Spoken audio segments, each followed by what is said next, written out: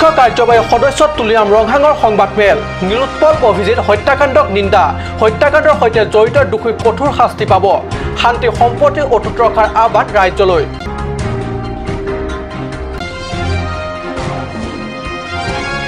ডকমকাৰ পানজুৰি কাণ্ডৰ video' recording viral আৰু social মিডিয়াত ভাইৰেল কৰা 5 যুৱকক গ্ৰেপ্তাৰ হাৰাঘাটৰ 6 সংগঠনৰ যৌথ সংবাদমেল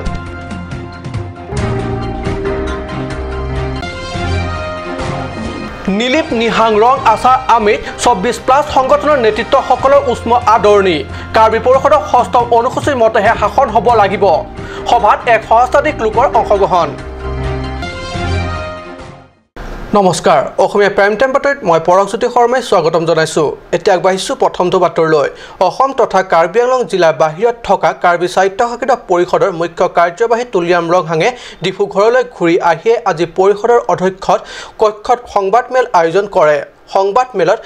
নিলোৎপল আৰু অভিজিত হত্যাৰ তীব্ৰ গৰিহণা দিয়াৰ লগতে দুৰ্ভাগ্য যুৱক দুজনৰ পিতৃ-মাতৃ তথা আত্মীয় স্বজনলৈ গভীৰ সমবেদনা জ্ঞাপন কৰি এই হত্যাকাণ্ডত জড়িত প্ৰকৃত দোষী ব্যক্তিক কঠোৰ শাস্তি পাবই বুলি ব্যক্ত কৰে গুৱাহাটীৰ পৰা কাংঠিলাংচলৈ ফুৰিবলৈ আহি ঘূৰি যোৱাৰ পথত অন্ধবিশ্বাস আৰু সন্দেহৰ বলি হৈ জঘন্য মৃত্যুক সাৱটি লোৱা ঘটনাত ৰংহাঙে অতিশয় দুখ প্ৰকাশ কৰি এই হত্যাকাণ্ড দুৰ্ভাগ্যজনক আখ্যা দিয়ে ৰংহাঙে গোটেইখিনি লৈ নৰাৰ লগত মই গোটেইখিনি কথা পাতিছোঁ মুকেশ আগৰৱালৰ লগত তেওঁলোকৰ মই সদায় 24/7 মই যোগাযোগ আছোঁ চিফ মিনিষ্টাৰৰ লগত মই যোগাযোগ দিনত 10-12 মান মই মোৰ লগত যোগাযোগ আছে এই গোটেইখিনি যোগাযোগ যেনে ঠাণ্ডা পৰিস্থিতিটো ঠাণ্ডা হ'ব লাগে অপৰাধীবিলাকক এৰেষ্ট কৰিব লাগে SP DC মই অৰ্ডাৰ মতে কাম কৰি আছে তেওঁলোকৰ মুকেশ আগৰৱাল তেওঁলোক আছে ADGP ছাৰ আপুনি নহ'লে আমি কাম কৰি আছে ছাৰ আপুনি সোনকালে হ'ব মই মুকেশ আগৰৱালক কৈছোঁ মই আহি আছোঁ মই অসমৰ বাহিৰত গুচি এই দুদিনৰ কাৰণে মই গুচি আকৌ যোৱাকালি মই গুচি আহিলোঁ কাংঠিলাংচ এটা আমি বনাই দিম বুলি আমি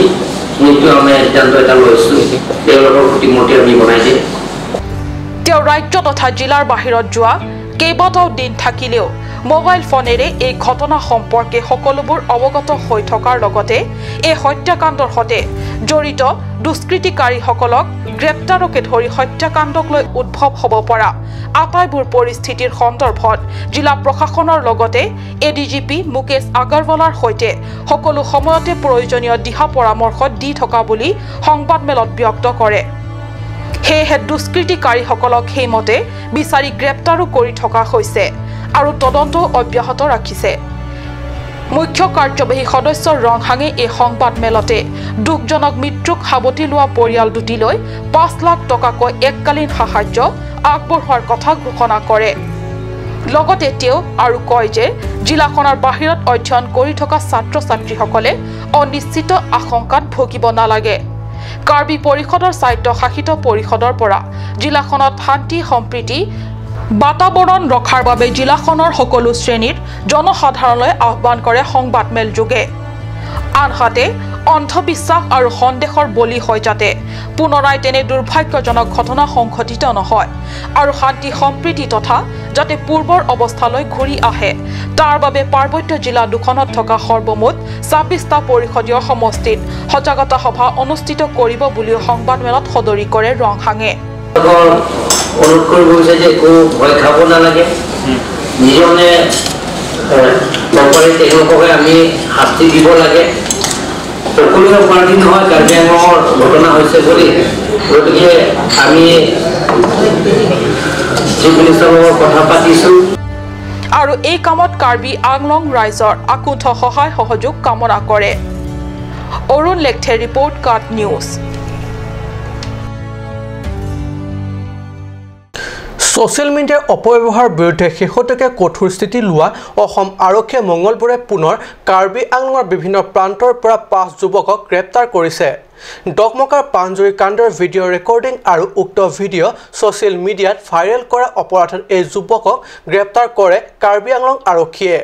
ধৃত যুৱককেইজনৰ নাম যথাক্ৰমে বীৰ বসুমতাৰী চিনথং ইংটি ধনী ৰংফাৰ এণ্টনি উৰ্ফে পবিত্ৰ ৰংপি আৰু টনি ৰংফাৰ বিগত 5 দিন ধৰি কাৰ্বি আংলঙত বাহৰ পাতি থকা আইন শৃংখলাৰ এডিজিপি মুকেশ আগৰৱালাই জনোৱা মতে 8 জুনৰ সন্ধিয়া নীলোৎপল অভিজিতৰ নৃশংস হত্যাকাণ্ডৰ ভিডিঅ' ৰেকৰ্ডিং আৰু ছ'চিয়েল মিডিয়া যোগে উক্ত ভিডিঅ' প্ৰচাৰৰ লগতে বিভিন্ন সাম্প্ৰদায়িক মন্তব্যৰে সমাজত শান্তি বিঘ্নিত কৰাৰ অপৰাধত কাৰ্বি আংলং আৰক্ষীয়ে ভাৰতীয় দণ্ডবিধিৰ 120 বি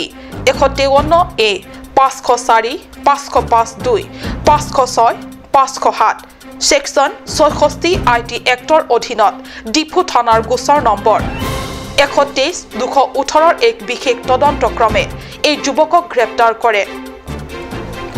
আনহাতে পাঞ্জুৰিত সংঘটিত এই লোমহৰ্ষক ঘটনা সন্দৰ্ভত হাওৰাঘাটত আজি 6 সংগঠনৰ সংবাদমেল অনুষ্ঠিত হয় কাৰ্বি আংলং জিলা অসমীয়া ভাষিক সন্থা অসমীয়া ভাষিক যুৱ ছাত্ৰ পৰিষদ টাই আহোম সন্থা কোচ ৰাজবংশী সন্মিলনী শ্ৰীমন্ত শংকৰদেৱ সংঘ আৰু বৈদিক বৈষ্ণৱ মহাসভাৰ নেতৃত্বই এই সংবাদমেল সম্বোধন কৰে সংবাদমেল যোগে ডগমকাৰ পৈশাচিক ঘটনাৰ তীব্ৰ নিন্দা কৰি প্ৰকৃত দোষীক দৃষ্টান্তমূলক শাস্তিৰ দাবী তোলে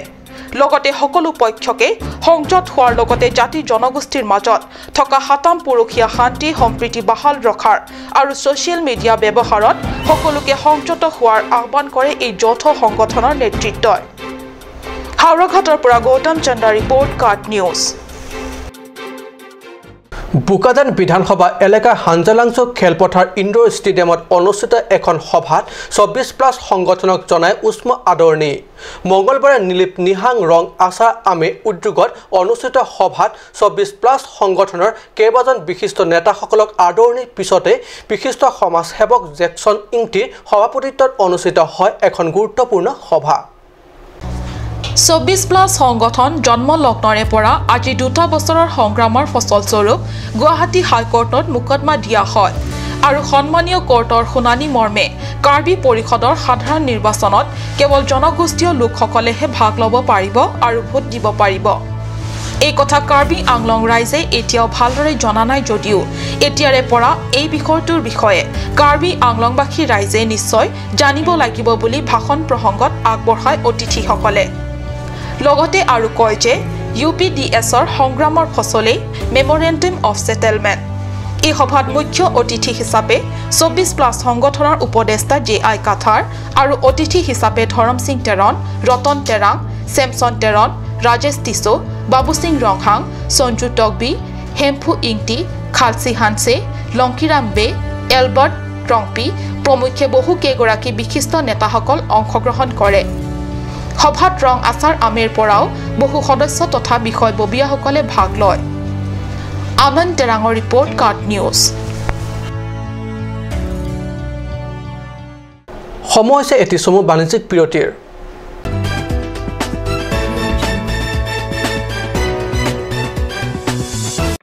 আজিকালি যিকোনো পাৰ্টি মানে কাঞ্জ জুচ বাই দি ৱে তো কমলাটো খাইছিলি না আনাৰসৰটো পাহাৰীয়া কমলা আৰু আনাৰসৰ পৰা তৈয়াৰ কৰা কাঞ্জ জুচ সম্পূৰ্ণ বিশুদ্ধ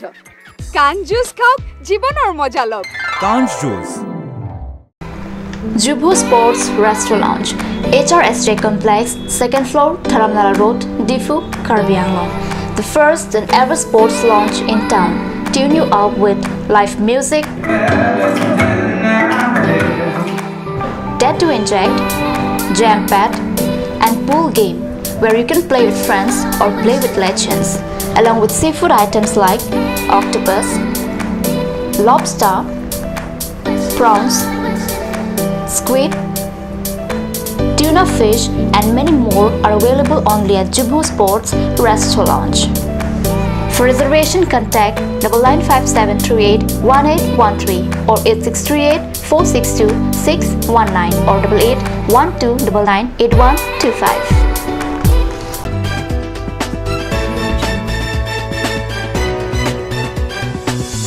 বিৰতি পিছত পুনৰ বাতৰি মজিয়া ডিফু মাঞ্জাৰ প্ৰধান পথৰ কাষেৰে এখন গাঁও নাম ৰংকাংথিৰত আছে 70টাকৈ অধিক পৰিয়াল আৰু এই বিশাল পৰিয়াল কেটিৰ খোৱা পানীৰ বাবে এটাই মাথো পকি কুৱা এই পকি কুৱাৰ পানীৰ ওপৰতে নিৰ্ভৰশীল গঞা ৰাইজ খৰালি মাহ হলে কুৱাৰ পানী শুকাই আহে আৰু ৰাইজ তেতিয়া হাহাকাৰ অৱস্থা হয় এই হাহাকাৰ অৱস্থা বুজ লবলৈ কাৰ্বি পৰিষদৰ শাসকীয় নেতাৰ নাই আহৰি হয় এপাচি শাকত এটা মাথুন জলকীয়া এটা জলকীয়াৰে এপাচি শাক জ্বলা কেনেকৈ কৰে ভাবি চাওক আপোনালোকে দৃশ্যটোলৈ মন কৰক এটা কুৱাৰ চাৰিওফালে খালী কলহ গাঁওখনৰ জীয়ৰী বোৱাৰীসকলে পৰিষদীয় চৰকাৰে কেতিয়াবাই খান্দি দিয়া এই কুৱাটোৰ পৰাই পুৱা গধূলি সংগ্ৰহ কৰে খোৱা পানী এইখন ৰংকাংঠি গাঁৱৰ ৭০তকৈ অধিক পৰিয়ালে খোৱা পানীৰ বাবে একমাত্ৰ নিৰ্ভৰ এইখন কুৱাই জিলা জনস্বাস্থ্য কাৰিকৰী নামৰ বিয়াগুম বিভাগটোৰ পানী যোগান আঁচনিৰ নাম এইখন ৰাইজৰ বাবে মৰুৰ মৰিচিকা বিগত 10 বছৰে বিভাগটোৱে পানী যোগান দিয়াৰ কথা কয় কিন্তু প্ৰকৃততে কোনো আঁচনি ইয়াত আহি নাপায় পূৰ্বৰ চৰকাৰসমূহে পানী যোগান আঁচনি দিয়াৰ নামত কেৱল সপোনহে দেখুৱাই আহিলে সম্প্ৰতি মুখ্য কাৰ্যবাহী তুলিৰাম ৰংহাঙে নেতৃত্বাধীন পৰিৱৰ্তনকামী বিজেপি চৰকাৰে চহৰৰ গাতে লগা এইখন গাঁৱলৈ পৰিৱৰ্তনৰ অংশ হিচাপে যোগান আঁচনি যোগে খোৱা পানী যোগানৰ ব্যৱস্থা কৰিবনে বিশেষ প্ৰতিবেদক কাট নিউজ মুখ্যমন্ত্ৰী বিশেষ আঁচনি 2018 অধীনত হামৰেন বালিকা বিদ্যালয়ত দৰিদ্ৰ সীমাৰেখাৰ তলত ছাত্ৰীসকলক বিনামূলীয়া চাইকেল বিতৰণ 12 জুনত প্ৰদান কৰা হয় হামৰেন বালিকা বিদ্যালয় পৰিচালনা সমিতিৰ সভাপতি চান্তাং ৰংহাঙৰ সভাপতিত্বত হামৰেন বালিকা বিদ্যালয় অনুষ্ঠিত সভাত পৰিষদীয় হামৰেন সমষ্টিৰ জনপ্ৰতিনিধি মংগল সিং টিমুঙে অংশগ্ৰহণ কৰি ছাত্ৰীসকলক চাইকেল বিতৰণ কৰে উক্ত সভাৰ যোগে সৰ্বমুঠ 13 গৰাকী ছাত্ৰীসকলক বিনামূলীয়া চাইকেল বিতৰণ কৰে এমএসি মংগল সিং টিমুঙে বিদ্যালয়খনৰ ছাত্ৰীৰ সংখ্যা হেৰেঙালৈ চাই জনপ্ৰতিনিধি গৰাকীয়ে উক্ত বিদ্যালয়খনৰ শিক্ষক শিক্ষয়িত্ৰীসকলৰ শিক্ষাৰ মানদণ্ড উন্নত কৰাৰ লগতে হাইস্কুল শিক্ষান্ত পৰীক্ষাৰ ফলাফল ভাল কৰি ছাত্ৰীৰ সংখ্যা ক্ৰমে বৃদ্ধি কৰাৰ পৰামৰ্শ দিয়ে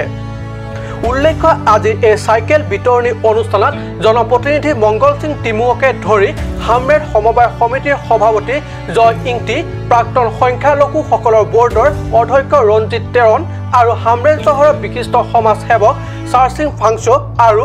আৰচং ৰংহাঙৰ লগতে বহু বিষয়ববীয়াসকল উপস্থিত থাকে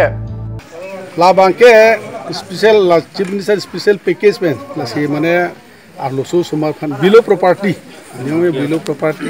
আৰু সমাৰ ফানসি চিফ মিনিষ্টাৰ স্পেশাল পেকেজ মেন কোলাই কে পঢ়ে আনাত আদিঙি পাচি রুঙি ফান এনকারেজমেন্ট টিপি ফানসি লাসো সাইকেল ফ্রি অফ কস্ট আকে জয় পেন সিকাই সিপিনাং নে পিনো আকে জয় পেন সিপিন কেৰন পি হুম ক্ৰিকে থমদলদা তাসি আকো মুলাসন সি ওয়াংবম প পিবম প ননকো লাসিলা ডাকে ক্ৰিয়ে থম সাইকেল পানাং দেঙা চাৰ্লি তুফান সিলা লাগে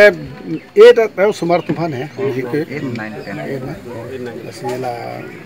বিলো প্ৰপাৰ্টি তুমফা হামৰেনৰ পৰা সুন্দৰ ক্ৰ ৰিপৰ্ট কাট নিউজ কাট নিউজলৈ প্ৰেৰণ কৰা এক প্ৰেছ টোকা যোগে সংযুক্ত মুক্তি বাহিনী অসমে নিৰীহে নিলুৎপল আৰু অভিজিতৰ বৰ্বৰোচিত হত্যাকাণ্ডৰ তীব্ৰ গৰিহণা দিছে দুইজন অসমীয়া সন্তানৰ আত্মীয় স্বজনলৈ গভীৰ সমবেদনা জ্ঞাপন কৰি প্ৰশাসনক আহ্বান কৰি উল্লেখ কৰিছে যে অনীতি পলম্বে এই জঘন্য হত্যাকাণ্ডৰ বিচাৰ হ'ব লাগে আৰু এই হত্যাকাণ্ডৰ সৈতে জড়িত প্ৰতিজন ব্যক্তিক কঠোৰ শাস্তি প্ৰদান কৰিব লাগে কাট নিউজলৈ প্ৰেৰণ কৰা এক প্ৰেছ টোকাযোগে সংযুক্ত মুক্তি বাহিনী অসমে নিৰীহ নিলুৎপল আৰু অভিযুক্তৰ বৰ্বৰোচিত হত্যাকাণ্ডক তীব্ৰ গৰিহণা দিছে দুইজন অসমীৰ সন্তানৰ আত্মীয় স্বজনলৈ গভীৰ সমবেদনা জ্ঞাপন কৰি প্ৰশাসনক আহ্বান কৰি উল্লেখ কৰিছে যে অনতি বিলম্বে এই জঘন্য হত্যাকাণ্ডৰ বিচাৰ হ'ব লাগে আৰু এই হত্যাকাণ্ডৰ সৈতে জড়িত প্ৰতিজন ব্যক্তিক কঠোৰ শাস্তি প্ৰদান কৰিব লাগে